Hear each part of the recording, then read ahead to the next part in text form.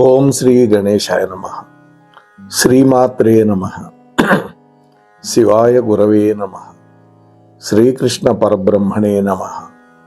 శ్రీరామాయ నమః. నమః శివాభ్యాం నవయౌవనాభ్యాం పరస్పరాశ్లిష్టవపుర్ధరాభ్యాం నగేంద్రకన్యా వృషకేతనాభ్యాం నమో నమ శంకర పార్వతీభ్యాం. హర హర మహాదేవ. ద్వాదశ జ్యోతిర్లింగాలలో మన రాష్ట్రంలో మన అదృష్టం కొద్దీ ఉన్నటువంటి శ్రీశైల క్షేత్రంలో వెలిసినటువంటి మనందరికీ కొంగు బంగారమై కోరిన కోరికలన్నీ తీరుస్తూ ఉన్నటువంటి శ్రీశైల మల్లన్న యొక్క బ్రహ్మోత్సవాలు 8వ తేదీ ప్రారంభమైంది.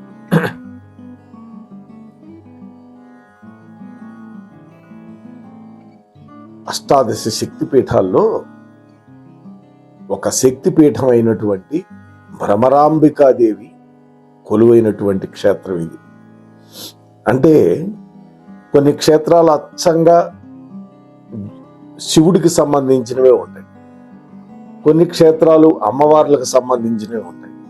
కానీ ఇక్కడ విశేషం ఏంటంటే ద్వాదశ జ్యోతిర్లింగాల్లో ఒక లింగం ఉన్నది, అలాగే అష్టాదశ శక్తిపీఠాల్లో కూడా ఒకటి. అంతేకాదు భూమికి ఒక నాభిస్థానం ఉంటుంది. ఆ నాభిస్థానంలో శ్రీశైల పుణ్యక్షేత్రం ఉంది. అందుకనే నిత్య పూజకైనా ఏ శుభకార్యానికైనా మనం సంకల్పం చెప్పుకొని పూజ చేస్తాం. ఆ సంకల్పం చెప్పేటప్పుడు శ్రీశైలానికి ఏ దిక్కున ఉన్నామో ఏ ప్రదేశంలో ఉన్నామో చెప్పుకొని ఆ శుభకార్యాన్ని మనం మొదలు పెడతాం. అంతే కదా. శ్రీశైలస్య ఈశాన్య ప్రదేశే అని మేము చెప్పుకుంటాం చీరాల వాస్తవ్యులు.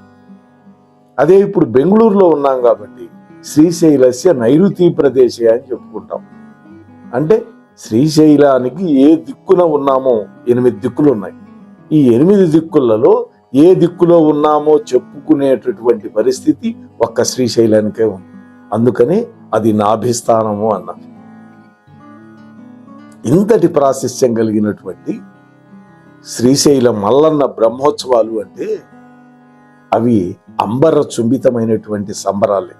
అంటే ఆకాశాన్ని అంటేటటువంటి సంబరాలు.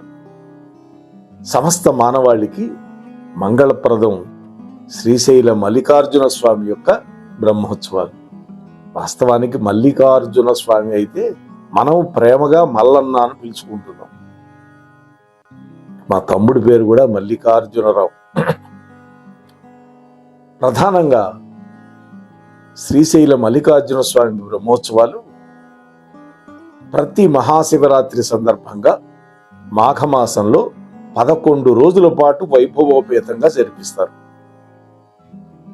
ధ్వజారోహణతో ఉత్సవాలు మొదలవుతాయి. తిరుపతిలో కూడా అంతే. బ్రహ్మోత్సవాలు ధ్వజారోహణ మహోత్సవంతో గరుడ ధ్వజాన్ని ఆవిష్కరించి మొదలు పెడతారు. ఇక్కడ స్వామి యొక్క వాహనమైనటువంటి వృషభ ధ్వజం. నవాన్నిక దీక్షలతో కొనసాగుతుంది. అంటే 9 పగళ్ళు దీక్ష. ఆన్నిహికము అంటే పగలు. ప్రతిరోజు వాహన సేవలు ఉంటాయి. తిరుపతిలో ఏ విధంగా వాహన సేవలు ఉంటాయో ఇక్కడ కూడా శ్రీశైల మల్లికార్జునకి భ్రమరాంబికాదేవికి వాహన సేవలు ఉంటాయి. విశేషమైనటువంటి అలంకారాలు ఉంటాయి. అభిషేక ప్రియుడు కాబట్టి శంకరుడు అభిషేకాలు ఉంటాయి, ప్రత్యేక పూజలు ఉంటాయి. అంతేకాదు స్పర్శ దర్శనం కూడా ఉంటుంది. నిన్న ఈ స్పర్శ దర్శనం విషయంలోనే భక్తులు కొంచెం ఆగ్రహావేశాలకు లోనైనట్టుగా నేను టీవీలో చూశాను. కారణం, పరిపాలకులు ఈ విఐపి సంస్కృతి ఎక్కడి నుంచి వచ్చిందో దాపురించిందో దానివల్ల సామాన్య భక్తులకి వాళ్ళ దర్శనానికి ఆటంకాలు కలిగిస్తున్నారు. దానివల్ల ఆగ్రహావేశాలు కట్టలు తెచ్చుకుంటున్నారు. ఇనప కంచెను కూడా తోసి అవతల బారేసి భక్తులు వెళ్ళారంటే ఏంది ఆలోచించండి. సందట్లో సడేమి అని ఒక పోలీస్ అధికారి లాఠీ చార్జికి కూడా పాల్పడ్డాడు అంటే ఎట్లా ఉంటుంది ఆలోచించండి భక్తుల పరిస్థితి. సంయమనం కోల్పోతున్నారు భక్తులు కూడా. అంటే విపరీతమైనటువంటి ఆలస్యం జరుగుతూ ఉంటే ఓర్పును కోల్పోతున్నారు.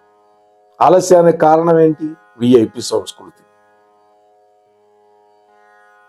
సరే, దాన్ని పక్కన పెడితే శ్రీశైల మల్లికార్జున స్వామికి అభిషేకం గనక చేయించుకుంటే కోటి శివలింగాలకు చేసినటువంటి పుణ్యం లభిస్తుందని శివపురాణం చెబుతుంది. అంతేకాదు కోటి జన్మల పాపాలు కూడా పటాపంచలైపోతాయి. ఇక శివరాత్రి రోజు లింగోద్భవ కాలంలో, లింగోద్భవం అంటే సుమారుగా రాత్రి 11:40 నుంచి 12:30 వరకు సుమారుగా ఉంటుంది. ఒక ముహూర్త కాలం, ఒక 48 నిమిషాలు. దాన్ని లింగోద్భవ కాలము అంటాం. ఆ లింగోద్భవ సమయంలో మల్లన్నను దర్శించుకున్న, అభిషేకం చేస్తూ ఉంటే దర్శించిన అంతకు మించినటువంటి పుణ్యఫలం మరొకటి ఉండదని శాస్త్రం. నేను ఈ మాట చెప్పగానే అందరూ పొలోమని వెళ్ళటం, ఇట్లా ఈ ప్రవచనకర్తలు చెప్పే మాటలను బట్టి వెళ్ళిపోయి అక్కడ అవాంతరాలు కలిగించడం కూడా జరుగుతోంది. అవకాశం ఉంటేనే వెళ్ళాలండి, అంతే తప్ప ఆ ఒక్కదానికే పుణ్యం అని అనుకోవద్దు. దానికంటే తక్కువ పుణ్యం వచ్చినా మన ఇళ్ల దగ్గర ఉన్నటువంటి శివాలయానికి వెళ్ళి ఆ అభిషేకంలో పాల్గొన్నా, దర్శించినా ఇంచుమించు అంత పుణ్యం వస్తుంది. ఇది కూడా గుర్తుపెట్టుకోవాలి. శాస్త్రంలో ఉన్నది కాబట్టి చెప్తాం అంతవరకే తప్ప దాన్ని బేస్ చేసుకొని పొలోమన అక్కడికే వెళ్ళిపోయి దర్శనం కాలేదని నానా గందరగోళం పట్టడం అనేది మంచిది కాదు. శాస్త్రంలో మరొక మాట ఉంది, కాశ్యాంతు మరణం ముక్తిహేతువు అని. కాశీలో గనక మరణిస్తే మరుజన్మ ఉండదు అన్నారు.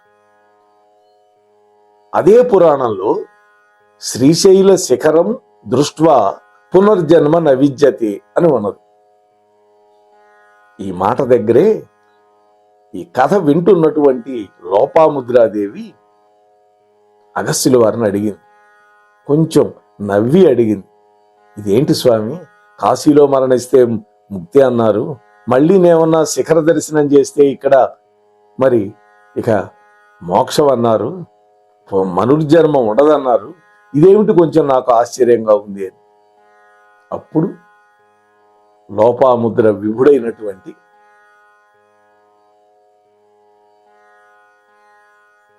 అగస్త్య మహర్షి చెప్పాడు. అగస్త్యుల వారు కాశీక్షేత్రంలో ఉండేవాడు. దేవతల యొక్క, ఋషుల యొక్క కోరిక మేరకి వింధ్యపర్వతం యొక్క గర్వాన్ని అణచటం కోసం దక్షిణ భారతదేశానికి వచ్చి ఇక్కడే ఉండిపోయినాడు. అప్పుడు ఆయన ఈ క్షేత్రాలన్నీ దర్శించాడు. ఈ విషయంలో అగస్త్యుల వారు చెప్పింది ఏమిటి అంటే, శ్రీశైలంలో శిఖర దర్శనం గనక చేస్తే అలాంటి వాడికి మాత్రమే కాశీలో మరణించే యోగం పడుతుంది అని. అంటే కాశీలో మరణం రావాలి అంటే వెంటనే జరగదు. మొట్టమొదట శ్రీశైలంలో శిఖరాన్ని దర్శించాలి, ఆ జన్మ విడిచిపెట్టాలి. కాలాంతరంలో నిండు 100 ఏళ్ళు నిండాక ఆ తరువాత జన్మలో అటువంటి వాడికి కాశీలో మరణం చెందేటటువంటి అవకాశం పరమేశ్వరుడు కలిగిస్తాడు అని అంతరార్థమని మన పెద్దలు చాగంటి వారు ఇటువంటి వాళ్ళు చెప్పిన మాట.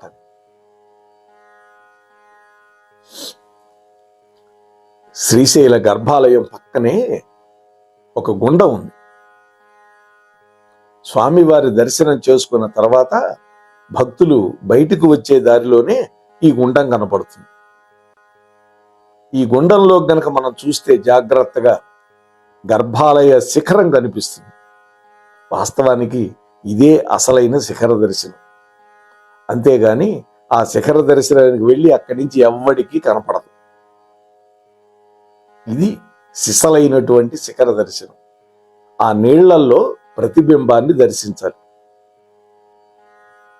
పరమాద్భుతమైన శ్రీశైల క్షేత్రానికి మహాభారత రామాయణ గాథలతో కూడా అనుబంధం ఉందండి. ఈ ఆలయంలో శ్రీరామచంద్రుడు ప్రతిష్ఠ చేసినటువంటి శివలింగం కూడా ఉంది. శివలింగం, దాన్ని రామేశ్వర లింగం అంటాం. అట్లాగే సీతామాత కూడా ప్రత్యేకంగా తాను తయారు చేసినటువంటి 1000 లింగాలతో చెక్కిన ఒక శివలింగాన్ని ఈ దేవాలయంలోనే ప్రతిష్ఠించింది. అది చూడొచ్చు మనం. అయితే ఇవన్నీ లోపల నుంచి బయటకు వచ్చిన తర్వాత ఆలయాల్లో ఉంటాయి. అంతేకాకుండా మహాభారత కాలంలో పాండవులు వనవాసం చేసినటువంటి సమయంలో వాళ్ళు చాలా కాలం ఈ శ్రీశైల క్షేత్రంలో ఉండి శివారాధన చేసుకున్నారు అని ఉన్నది. ఈ సమయంలో వాళ్ళ 5 పంచపాండవులు తమ పేర్లతోటి ప్రతిష్ఠించినటువంటి శివలింగాలు ఇక్కడ ఉన్నాయి. ధర్మేశ్వర లింగం, భీమేశ్వర లింగం, ఇట్లా వాటిని పంచపాండవుల యొక్క శివలింగాలుగా ఇప్పటికీ పిలుస్తున్నారు. ఉన్నాయి. భక్తులు వాటిని కూడా దర్శించుకుంటూ ఉన్నారు. ఒకానొక సమయంలో హిందూ సామ్రాజ్య పట్టాభిషేకం పొందినటువంటి ఛత్రపతి శివాజీ మహారాజ్ ఈ శ్రీశైల క్షేత్రంలో కొంతకాలం పాటు అజ్ఞాతవాసంలో ఉన్నాడు. ఆ సమయంలో భ్రమరాంబికాదేవిని నిష్ఠతో ఉపాసన చేశాడు. అందుకనే శివాజీ మెమోరియల్ అనేది ఇక్కడ కూడా ఒకటి ఏర్పాటు చేశారు మన తర్వాత ప్రభుత్వాలు. శివాజీ మహారాజు యొక్క భక్తికి మెచ్చుకున్నటువంటి భ్రమరాంబికాదేవి ఒక విజయ ఖడ్గాన్ని శివాజీకి ప్రసాదించింది. అందుకని ఆయన భవానీ భక్తుడు. భవుడి యొక్క భార్య కాబట్టి భవానీ. జై భవానీ వీర శివాజీ అని నినాదం చేస్తూ ఉంటాం మేము ఆర్ఎస్ఎస్ కార్యకర్తలంగా. ఈ సంఘటనను తలపింపజేసేటటువంటి విధంగా ఆలయ ప్రాంగణంలో భ్రమరాంబికాదేవి శివాజీకి ఖడ్గం అందిస్తున్నటువంటి దృశ్యం నిలువెత్తు శిలా విగ్రహంగా మలిచారు ఆ తర్వాత కాలంలో.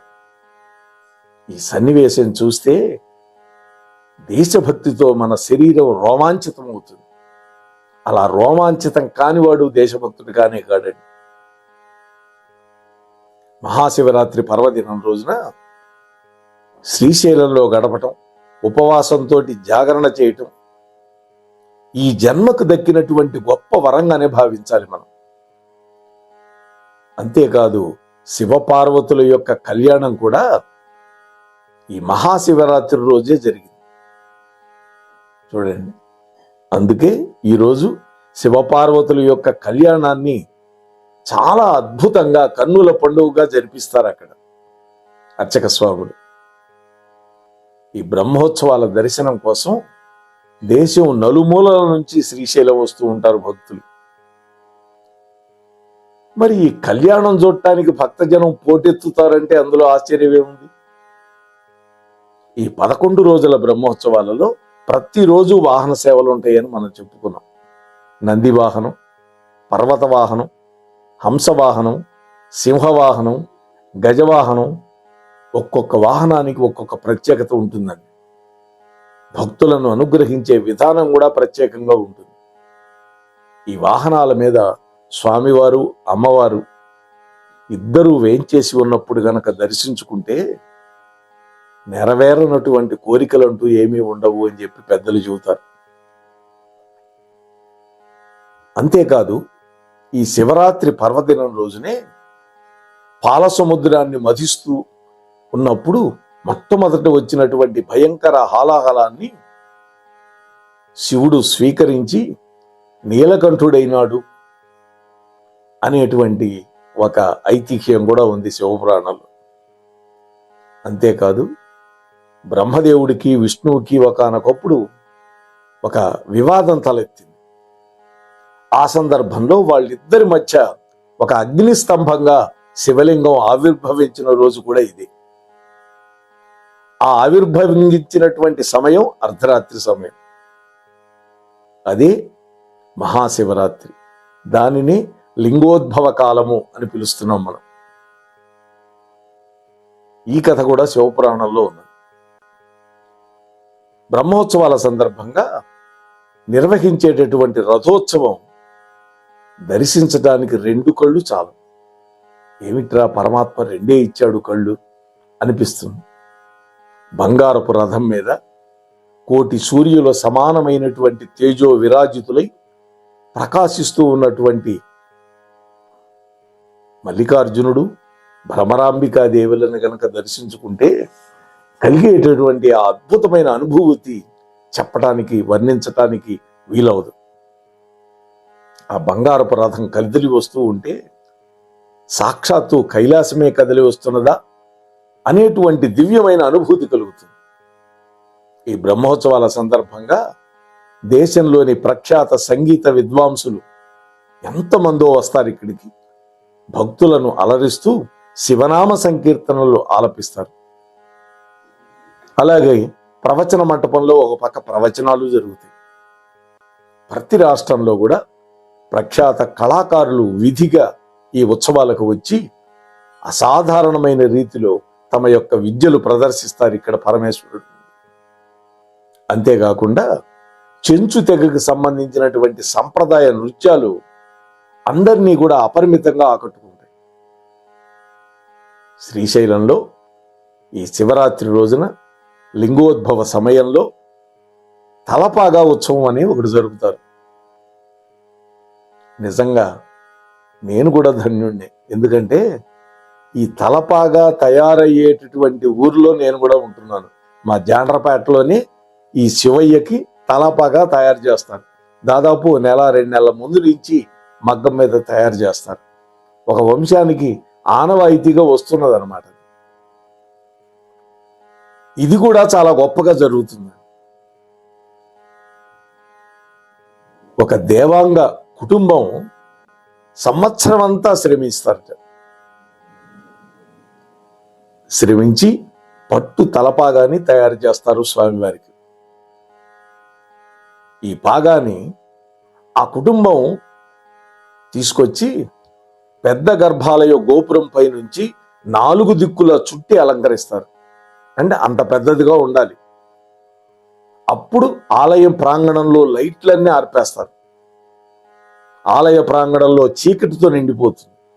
ఈ సమయంలోనే అర్ధ దిగంబరి అయినటువంటి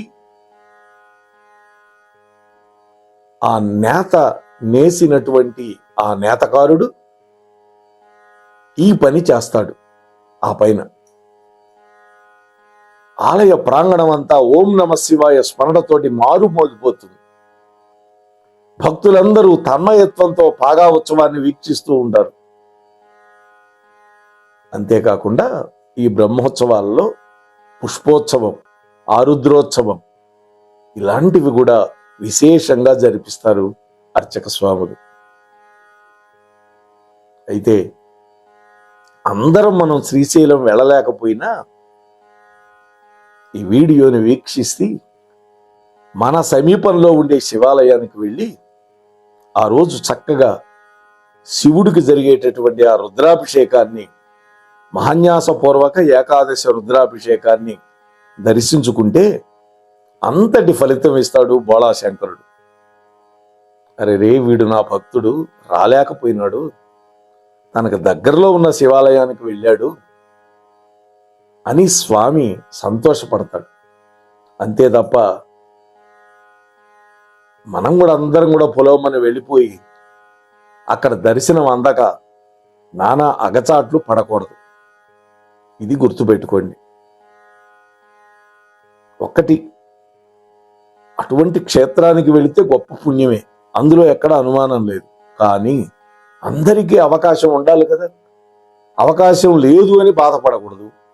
మనకి సమీపంలో ఉన్నటువంటి శివాలయానికి వెళదాం. చక్కగా మనకి సాధ్యమైనటువంటి అభిషేక ద్రవ్యాలను అక్కడ సమర్పించి అక్కడ అర్చక స్వాములు చేసేటటువంటి అభిషేకాన్ని 2 కళ్ళతో వీక్షిస్తే అంతకంటే ఇంకా పరమార్థం ఏముంటుందండి మనకి? ఆలోచిద్దాం. కాబట్టి దేహదారుఢ్యం లేని వాళ్ళు కానీ, ఓర్పు లేని వాళ్ళు కానీ ఇటువంటి మహాక్షేత్రాలకు వెళ్ళకూడదు అని నేను మీకు విజ్ఞప్తి చేస్తున్నాను. ఓర్పు కావాలి, సహనం కావాలి, దేహంలో బలం కూడా కావాలి. అంతేకాకుండా మాకు చీరాలకి దగ్గరలో ఒంగోలు వెళ్ళే దారిలో చిన్నగంజాం అనేటువంటి ఊరు, అక్కడ కూడా ఈ శివరాత్రి రోజు అద్భుతంగా తిరణాల ఉత్సవం జరుగుతుంది. అలాగే అనేక చోట్ల ఈ శివరాత్రికి అద్భుతంగా జరుగుతాయి. కోటప్పకొండ పరమాద్భుతం, వర్ణనాతీతంగా ఉంటుంది అక్కడ వైభవం. మనం తొందరలోనే కోటప్పకొండ వైభవాన్ని కూడా చెప్పుకుందాం. ఈ మధ్యనే మేము ఆ క్షేత్రానికి వెళ్ళి దర్శించుకొని రావడం జరిగింది. కాబట్టి ఏదో ఒక శివాలయానికి వెళ్ళండి, శివుడి యొక్క అనుగ్రహానికి పాత్రలు అవుదాం అని మీతో మనవి చేసుకుంటూ, ఇంతసేపు ఓర్పుగా విన్నటువంటి మీకు, చెప్పిన నాకు, తమ ఛానల్లో ప్రసారం చేసిన అక్కునూరి వారికి ఆ సాంబ సదాశివుడు చక్కటి ఐశ్వర్యం, భోగభాగ్యాలు ఇచ్చి చల్లగా రక్షించుగాక. స్వస్తి సర్వేషాం. మన మోహనవాణి కార్యక్రమాలు మీకు నచ్చినట్లయితే వెంటనే ఒక లైక్ చేయండి, అలాగే కామెంట్ చేయండి, ఎక్కువ మందికి షేర్ చేయండి. సబ్స్క్రైబ్ చేసుకోకపోతే వెంటనే మన ఛానల్కి ఇప్పుడే సబ్స్క్రైబ్ చేసుకోండి. ధన్యవాదాలు.